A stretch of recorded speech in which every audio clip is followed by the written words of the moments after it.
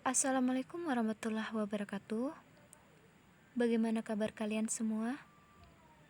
Alhamdulillah, semoga kalian selalu sehat dan selalu semangat dalam belajar. Nah, minggu lalu kita kan sudah belajar tentang penentuan perubahan entalpi berdasarkan hukum Hess dan penentuan perubahan entalpi berdasarkan data entalpi pembentukan standar. Sekarang, kita lanjutkan belajar tentang penentuan perubahan entalpi berdasarkan kalorimeter atau percobaan dan penentuan perubahan entalpi berdasarkan data ikatan. Baiklah, langsung saja yang pertama yaitu adalah menentukan perubahan entalpi berdasarkan kalorimeter atau percobaan. Perubahan entalpi dapat ditentukan melalui percobaan dengan mengukur kalor selama reaksi berlangsung. Nah, jadi alat yang digunakan adalah kalorimeter. Pada percobaan, itu dikatakan bahwa kalor yang dihasilkan oleh reaksi atau sistem sama dengan kalor yang diterima oleh air dan kalorimeter. Jadi pada tekanan tetap terjadi perpindahan kalor antara sistem dan lingkungan, maka Q reaksi sama dengan minus Q larutan ditambah Q kalorimeter. Untuk Q larutannya rumusnya adalah M kali C kali delta T atau Q kalorimeternya sama dengan C kali delta T. Nah, penentuan delta H-nya itu gimana? Jadi cara menentukan delta H-nya itu bisa dicari dari rumus ini. Delta H sama dengan min Q reaksi per mol. Jadi min di sini tandanya itu dia berlangsung secara reaksi eksoterm. Jadi kalau eksoterm itu min, ya min. Kalau endoterm itu berarti delta H-nya itu positif. Jadi tanda negatif atau positif itu untuk menunjukkan jenis reaksi. Apakah dia itu reaksi eksoterm atau reaksi endoterm. Jadi perlu diingat di sini, jika pada soal itu suhunya naik, maka delta H-nya itu negatif atau eksoterm. Dan sebaliknya, jika suhu itu turun, maka delta H-nya itu adalah positif atau endoterm. Jadi, apa sih tadi M C kali delta T Q? Jadi, Q di sini adalah jumlah kalor. Satuannya adalah joule, kilojoule, kalori, kilokalori. Tergantung soalnya nanti. Masanya itu dalam gram. Untuk C adalah kalor jenis air atau larutan. Satuannya itu adalah joule per gram Kelvin atau bisa juga joule per gram derajat Celcius. Untuk C besar itu adalah kapasitas kalorimeter. Satuannya adalah joule per Kelvin atau joule per derajat Celcius. Dan delta H di sini adalah perubahan suhu. Untuk lebih jelasnya kita lihat contoh soal berikut. Sebanyak 3 liter air pada 25 derajat Celcius dipanaskan dalam ketel listrik sampai suhu 60 derajat Celcius. Tentukan jumlah kalor yang diserap air tersebut untuk menaikkan suhunya. Asumsikan bahwa kerapatan air atau Ru sama dengan 1000 gram per liter dan kalor jenis air 4,18 joule per gram derajat Celcius. Nah, di sini ditanyanya adalah kalor atau Q. Di sini ada 3 liter air. Berarti itu adalah volumenya. Dan di sini juga ada suhunya berubah dari 25 derajat Celcius menjadi 60 derajat Celcius. Berarti perubahan suhunya atau delta T-nya adalah 60 kurang 25 derajat Celcius sama dengan 35 derajat Celcius. Nah, kita jawab. Apa yang pertama kali kita lakukan? Yang pertama kita lakukan yaitu adalah menentukan massa zatnya dulu. Di sini diketahui Ru. Seperti yang kita ketahui, rumus Ru adalah massa kali per volume. Maka untuk mencari massa larutan sama dengan volume kali Ru. Di sini volumenya adalah tadi 3 liter dikali dengan 1000 gram per liter. Jadi massanya adalah 3000 gram.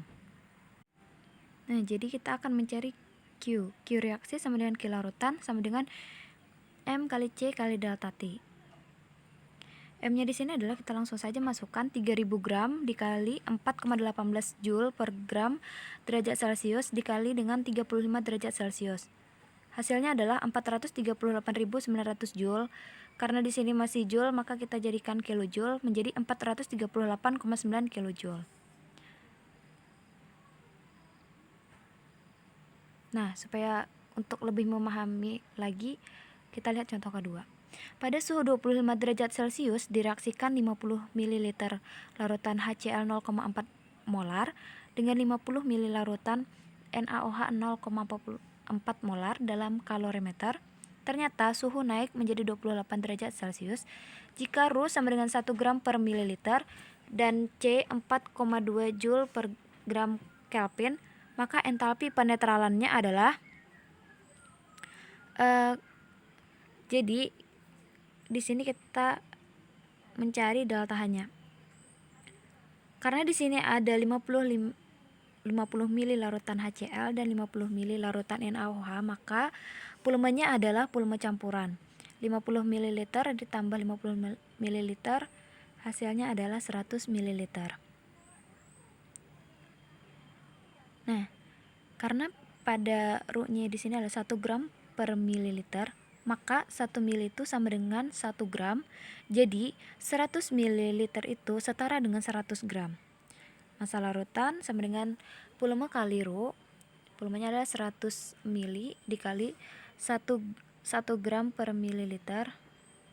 Nah, jadinya 100 gram. Nah, di sini kan juga suhunya naik menjadi 28 derajat dari yang awalnya 25 derajat. Jadi perubahan suhunya itu adalah 3 derajat Celcius. Di sini kan naik, berarti dia reaksi eksoteram, maka nanti delta H-nya itu adalah minus Q reaksi per mol. Karena tadi di rumusnya itu ada mol, maka kita cari terlebih dulu molnya. Untuk mol HCl yaitu adalah M kali P sama dengan 50 ml dikali 0,4 molaritas sama dengan 20 milimol. Karena di rumusnya tadi mol, maka kita ubah dari milimol menjadi mol. Dari 20 milimol menjadi 0,02 mol. Dan untuk mol NaOH-nya juga sama, yaitu adalah 0,02 mol. Langsung saja kita masukkan ke dalam rumusnya. Q reaksi sama dengan Q larutan. Delta H sama dengan min Q reaksi per mol. Sama dengan M kali C kali delta T per mol. M-nya tadi adalah 100, C-nya 4,2, delta T-nya kan tadi kan 3, dibagi molnya tadi 0,02 dan hasilnya adalah min 63.000 Joule per mol. Kita ubah menjadi kilojoule, jadi min 63 kilojoule per mol. Nah, yang kedua di sini adalah menentukan perubahan entalpi berdasarkan data ikatan. Pengertian energi ikatan di sini adalah jumlah energi atau kalor yang diperlukan untuk memutuskan 1 mol suatu ikatan antar atom dalam keadaan gas. Energi ikatan dinyatakan dalam kilojoule per mol. Contohnya di sini adalah energi ikatan antar atom hidrogen sama dengan 436 kilojoule per mol. Jadi berarti untuk memutuskan 1 mol ikatan antar atom hidrogen dari suatu molekul dalam wujud gas diperlukan energi sebesar 436 kilojoule per mol. Jadi reaksi kimia antar molekul dapat dianggap berlangsung dalam 2 tahap. Tahap pertama yaitu adalah pemutusan ikatan pada pereaksi dan tahap selanjutnya yaitu adalah pembentukan ikatan pada produk. Jadi rumusnya di sini adalah delta H sama dengan jumlah energi ikatan pereaksi yang putus dikurang dengan jumlah energi ikatan produk yang terbentuk. Supaya lebih ingat, maka delta H-nya bisa ditulis energi ikatan kiri dikurang dengan energi ikatan kanan. Jadi ini berkebalikan dengan entalpi pembentukan. Kalau entalpi pembentukan itu kanan dikurang kiri, sedangkan untuk energi ikatan kiri dikurang kanan.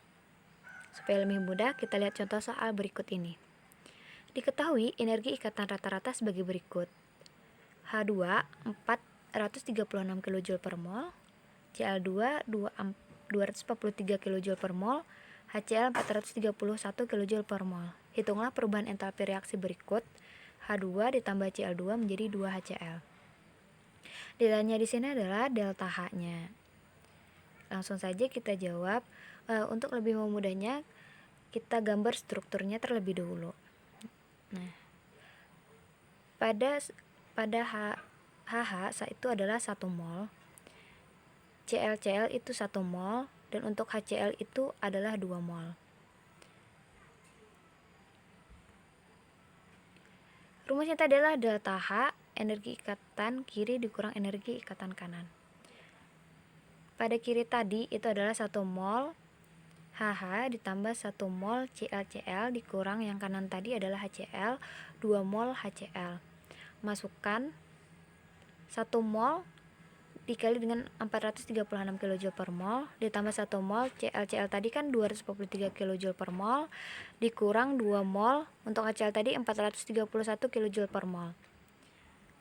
436 kJ per mol ditambah 243 kJ per mol dikurang 862 kJ.